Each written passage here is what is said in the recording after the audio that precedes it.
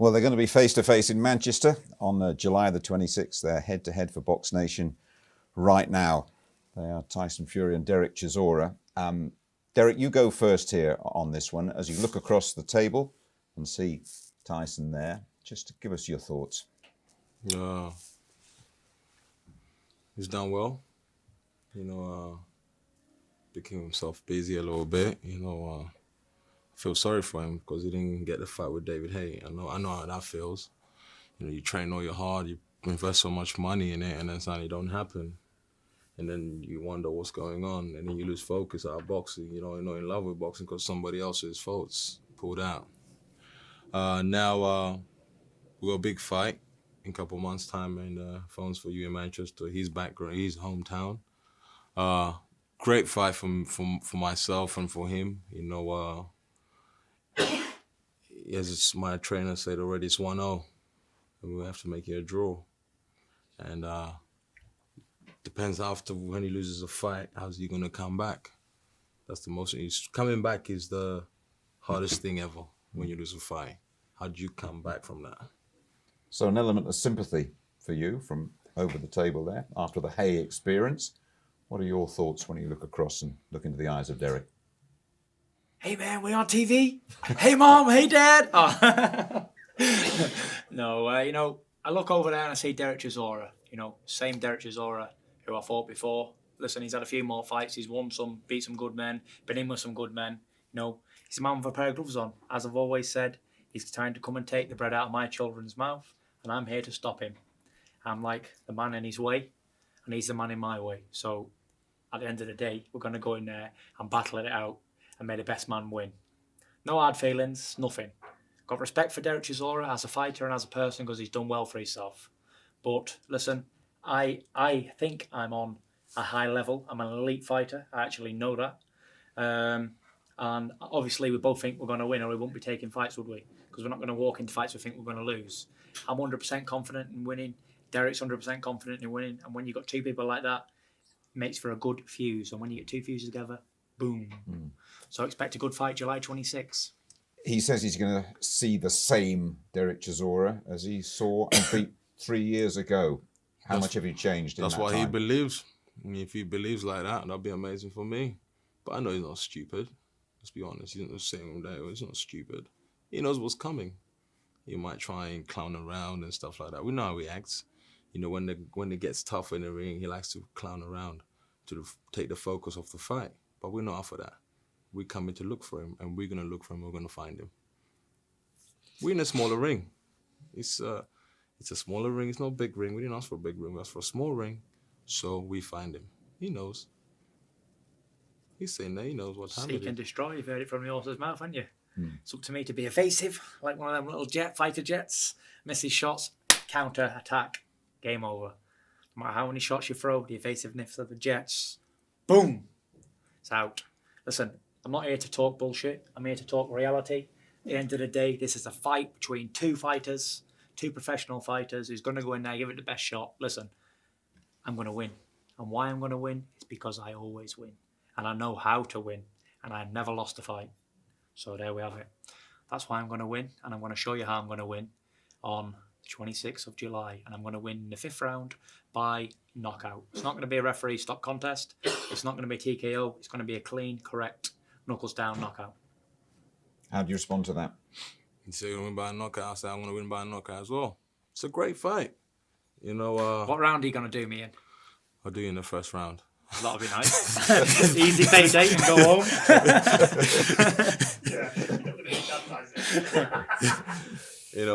It's going to be a great fight. But there's no trash talking. I'll be honest with you. I'm not here to trash talk my opponent. He said he's doing it for his family. Amazing, a beautiful family. Great. I don't have time to trash talk him. I've lost a fight. I've come back. When people rip me off, say, "Oh, his career is finished." I lost 4 fights and they rip me off. That's amazing for me. That's motivation for me. I love fighting. I'm in this game to fight. I look one day. Every time I look at TV or boxing, I'm always saying to myself, I don't want to be a has-been. Do you understand? I don't want to look back and say, "Oh, wish I'd done this. I wish I'd done this." And he's in my way. And he's right. He has to move out of the way because I am coming for him. And I'll tell you right now, I am coming for you. I hope you do.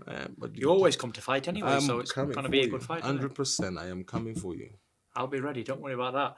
And you're not going to bring anything that I already haven't seen. I've seen punches through at me a million times, lefts, rights, and uppercuts. No, you've seen punches come from cruiserweights. From cruiserweights. Half of your opponents are you for, enough credit to Hennessy Promotions because you know what? You are his investment. He's put so much money in you. He's not going to let you go down on that route. That's why he's giving you so much cruiserweights. Who's the cruiserweights? He's giving you cruiserweights. So let's be honest. He hasn't given you a proper athlete in there. Say, you know what? That's an athlete. It's a hesitation for a guy to put so much money in you and give you a proper athlete who's going to beat you. So he's giving you cab drivers already said. When you box me, Martin Rogan was a cab driver. Yes, you are. Martin Rogan, the same guy you hang out with, you phone each other and you spar each other south. But that was the choreography. You lot planned that from day one in your gym. That was nothing. I looked at it. I even sent a tweet and they told me I should delete that. He was not an athlete. He's exactly. He's a cab driver. Okay. Exactly. I agree with you. He's a cab driver. You can't get away from what your profession is outside boxing. He is a cab driver, yes. Yes, but my point, you haven't been in with an athlete. And now I've been in with the same people you've been in, really, haven't I? Who? Kevin Johnson. You fought Kevin Johnson. I fought Kevin Johnson. Is he an athlete or is he shit? We both went 12 rounds with him, so he must be an athlete because he's fit enough to do 12 rounds. I fought you. You're an athlete. And who else have you fought? Steve Cunningham. IBF champion, defended it about 5-7 times. Good fighter, I wouldn't say he's shit. Quite a lot of fighters. That big guy I fought last, 6'6", 30 knockouts out of 31 wins. He was quite a big guy, 18 stone, 6'7". He wasn't a cruiserweight. I was supposed to fight a cruiserweight, and I'm not going to mention his name because it's unlucky. Haymaker. He was a cruiserweight, yeah. But that fight didn't come off for whatever reason because he's a pussyo. And apart from that, I did fight cruiserweight my first fight, Mick, didn't I? Bella John Yossi, he was like 13 stone 7, but it was like 2 days notice, so not my fault that I can't get a good fight for my debut, but that's a long time ago. And let's not focus on the past, let's focus on the present. And the present is me and you. You're my present, an early Christmas present. Summertime gift. I'm butchering you. Going to sleep, 5 rounds. Are you sure about 100 million%. I don't think so. There's no doubt in my mind. Well, what's different between honestly, last time and now, then? Tell me. What's different between last time and now? I had 14 fights like you had 14 fights at the same time, yeah? We were both inexperienced, but now we're both experienced men. You're a man, 30-year-old. I'm a man at 25. Have you learned anything new yet? No, I haven't learned anything new, but on the other hand, did I need anything new the first time? All right, you might have been out of shape and not fit, but that wasn't my problem. We're not going to go into that again. I've already been said 10 times, but the fact of the matter is, I'm an ultimate boxer. I can box southpaw, orthodox. I've got a jab and a right hand and an uppercut.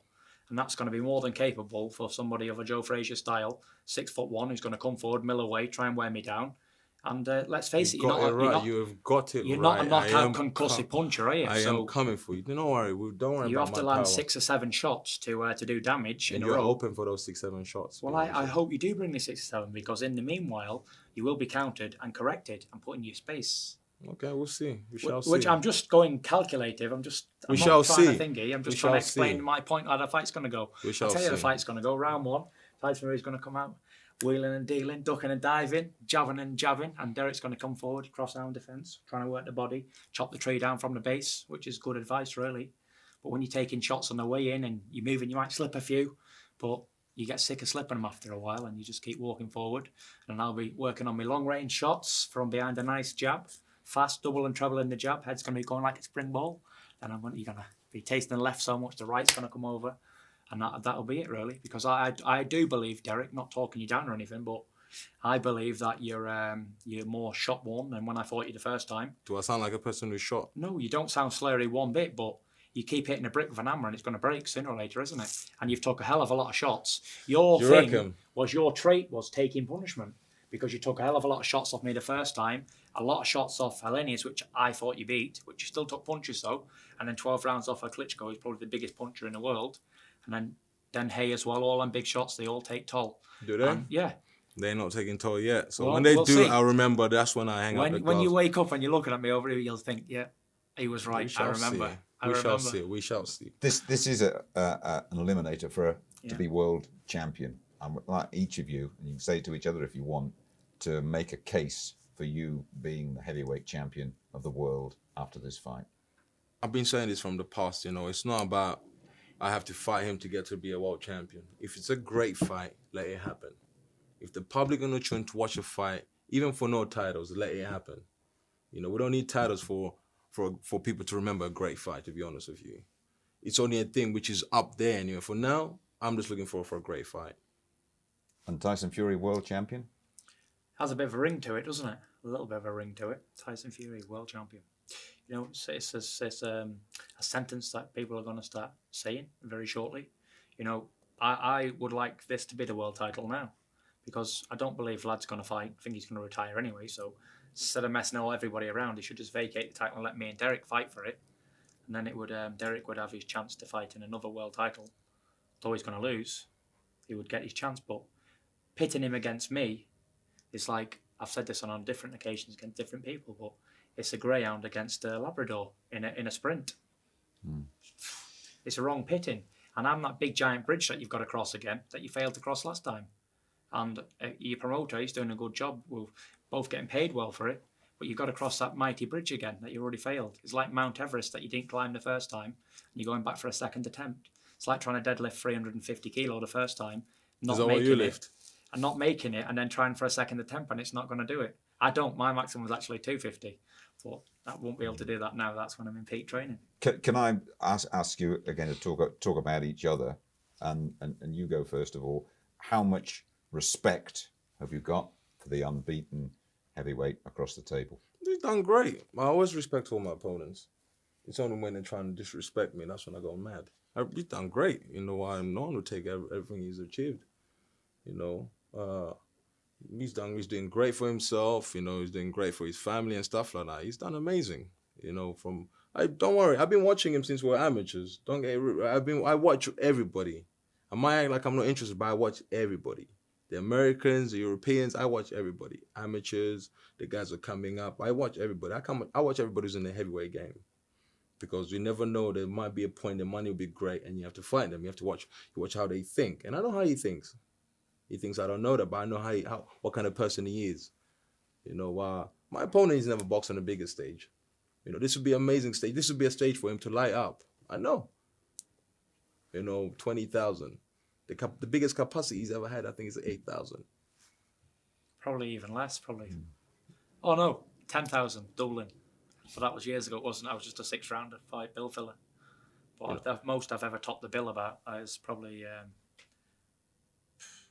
4,000, 5,000 maybe. But deep down, despite the verbal sparring that's going on here, deep down in there, do you look across and have respect for another fighting man, another fighting heavyweight who's never ducked a fight? Anybody who puts a pair of gloves on. Derek he's done really well, hasn't he? Listen, he's started from amateur to professional. He's done well for himself. He's earned plenty of money out the game. He's won titles. He's been a good British champion. He's fought on all comers. He's even fought for the world title against one of the top champions of his day. There's no disgrace in that, is there? Listen, and he's still going. So that train keeps on moving, but it's going to stop when it hits me, because, like I said before, I'm an elite fighter, and what I do is win. And he knows my mentality. If he says he does, well, it's do or die for me. And it's a gunslinger's attitude. It is what it is. There's no spills or frills. It's him or me. And if it comes down to the nitty gritty, I'm not someone who's going to stand there and pretend like, I'm just going to survive and get beat. I'm going to go for the hell or broke. It's him or me. Shootout, baby. Just finally, just finish this sentence for me. I will win the fight in Manchester because I'm better than the other opponent now. I will win the fight in Manchester because can't think of a reason. It must be bad, mustn't it? No, not the toughest question. I will win the fight in Manchester because I will take a shot of vodka beforehand and afterwards. And I'll probably be half drunk going into the ring, and I won't feel Derek's punishment and pain he's going to dish out on me. Each to his own. Guys, can you just shake hands here at the end of this interview? Well done. We appreciate you joining us. We look forward to it on BoxNation. Derek, thank you very much indeed.